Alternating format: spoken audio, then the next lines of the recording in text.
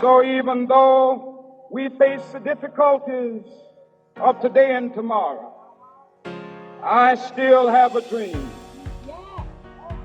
It is a dream deeply rooted in the American dream.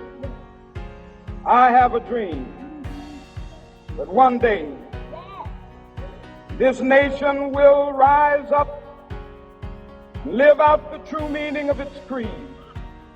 We hold these truths to be self-evident, that all men are created equal.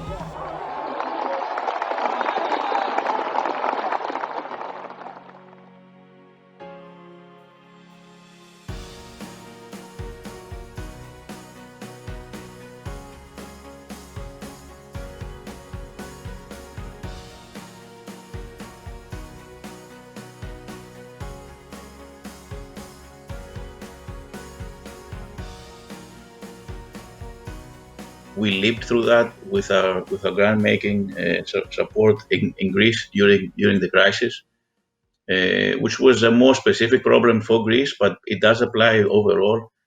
That you have to be aware that philanthropy cannot replace the government, and I believe that the three main pillars is government, private, and I think they both can and have a very important role.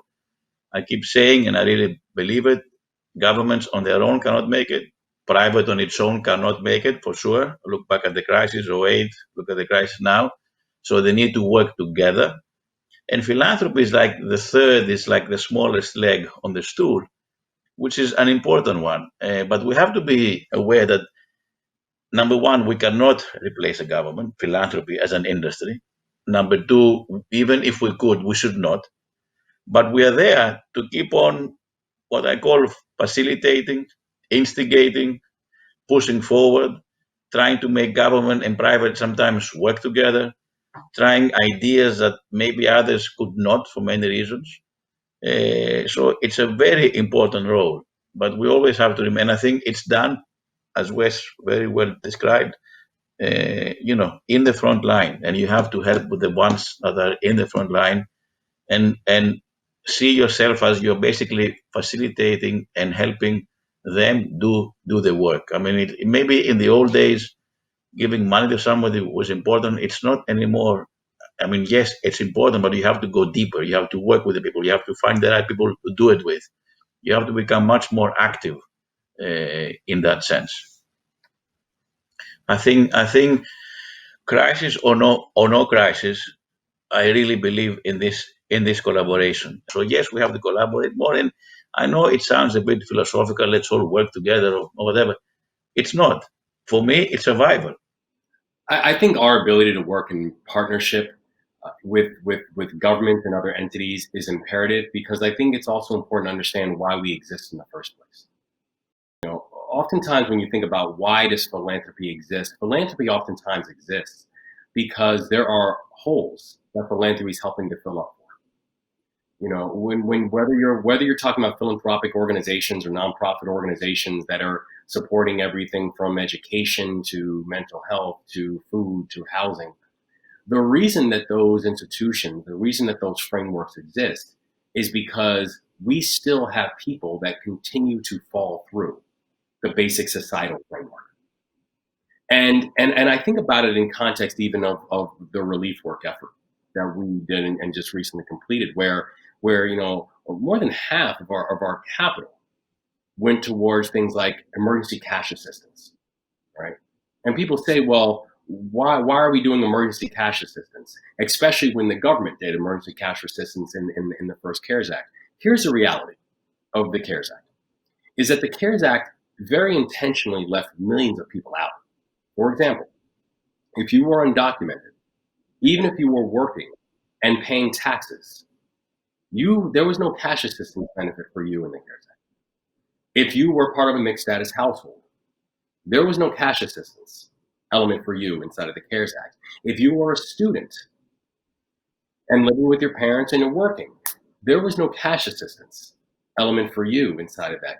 If you were working but not making enough to hit the tax filing threshold, i.e., as we talked about before, the working poor, there was no cash assistance element for you. And so Andreas is absolutely right. When we talk about our work is not work that is done in silos. Our work is done that has to be done in concert with our government officials and our elected officials, both because there is no bullhorn like theirs, there is no budget like theirs, and they're the ones who are helping to set up how we're thinking about prioritization of our societal structure.